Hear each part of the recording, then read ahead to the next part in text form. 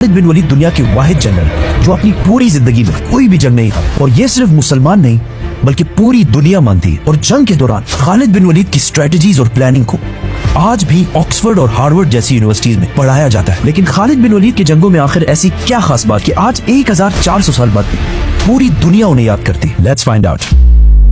मुसलमानों के खलीफा अबू बकर रज़ियल्लाहु तआला अन्हु के हुक्म पर खालिद बिन वलीद ने द ग्रेट पर्शियन एम्पायर पर हमला कर दिया और सिर्फ 18,000 मुसलमानों के साथ 40,000 की पर्शियन फौज को बहुत आसानी से क्रश कर दिया। इस जीत के बाद मुसलमान पहली दफा अरब से बाहर निकलकर एक ग्लोबल पावर बनने की तरफ जाने लगे, क्योंकि अब मुसलमानों ने अरब से बाहर पर्शियन एम्पायर के बहुत इंपॉर्टेंट प्रोविंस कुवैत को फतह कर लिया था। जैसे ही ईरान के बादशाह को पता चला कि मुसलमानों ने उनकी फौज को बहुत आसानी से हरा दिया है, तो उन्होंने एक नई 40,000 की फौज खालिद बिन वलीद की तरफ रवाना की। लेकिन खालिद बिन वलीद ने कुवैत फतह करते ही डायरेक्टली अपने स्पाइस जासूसों को पूरे इलाके में फैला दिया था, ताकि हर खतरे का उन्हें पहले से पता चल जाए। ये स्पाइस हर तरफ फैल गए और बहुत दूर जाकर उन्होंने देखा कि पर्शियन एम्पायर की 40,000 की फौज बहुत तेजी से मुसलमानों की तरफ बढ़ रही है। तो खालिद बिन वलीद अपनी सारी फौज लेकर उसी फौज की तरफ कुवैत से बाहर उबुल्ला की तरफ जाने लगे। उबुल्ला कुवैत से बाहर एक इलाके में है जिसे आज के जमाने में इराक कहा जाता है। एक तरफ मुसलमानों की 17,000 की फौज खड़ी थी और दूसरी तरफ पर्शियन एम्पायर की 40,000 की फौज थी।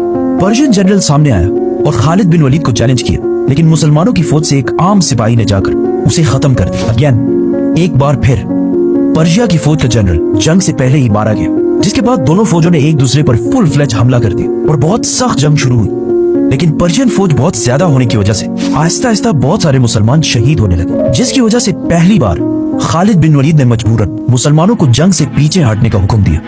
और ऐसा लगने लगा कि मुसलमान फाइनली जंग छोड़कर भाग रहे हैं। ये देखकर पर्शियन फौज जीत की खुशी में बहुत तेजी से मुसलमानों का पीछा करने लगी। पर्शियन फौज मुसलमानों के पीछे इतनी तेजी से आई कि इनके फौज के दो लाइन्स एक दूसरे से बहुत दूर हो गए।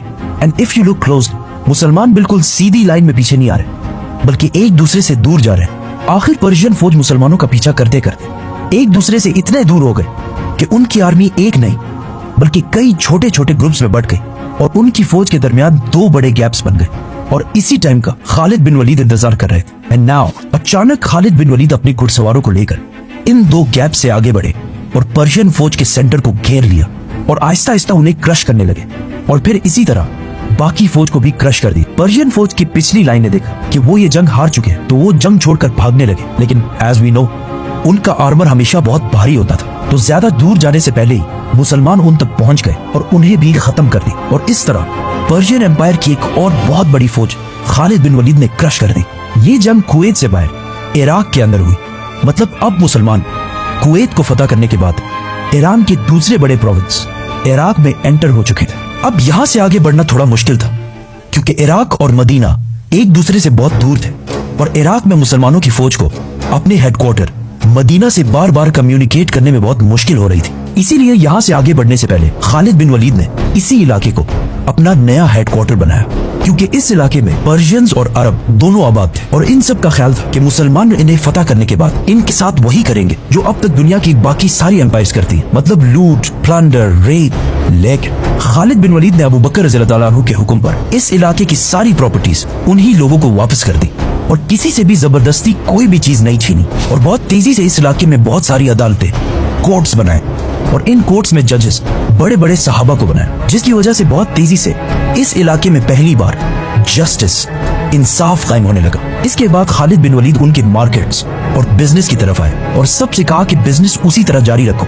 जिस तरह इससे पहले था। लेकिन आज के बाद यहाँ सूद कोई भी नहीं लेगा। जंग सिर्फ तलवारों से नहीं बल्कि इकोनॉमी से भी लड़ी जाती है। इसीलिए खालिद बिन वलीद ने दोबारा अपनी फौज की इकोनॉमी मजबूत करने के लिए इस इलाके के नॉन मुस्लिम्स पर जिजिया टैक्स लगाया। ये कोई नया टैक्स नहीं था, बल्कि इससे पहले इसी इलाके से पर्शियन एम्पायर भी टैक्स लिया करती थी। लेकिन खालिद बिन वलीद ने जो जिजिया टैक्स लगाया वो उस टैक्स से बहुत कम था जो इससे पहले ईरान लिया करता था। ये सब देखकर वहाँ की लोकल आबादी ने सोचा कि ये तो मुसलमान पर्शियन एम्पायर से बहुत अच्छे हैं। इसीलिए बहुत तेजी से इस इलाके के लोग इस्लाम की तरफ आने लगे और खालिद बिन वलीद की फौज में शामिल होने लगे, जिससे मुसलमानों की फौज दोबारा बढ़ने लगी। और जिजिया और ज़कात टैक्स की वजह से मुसलमान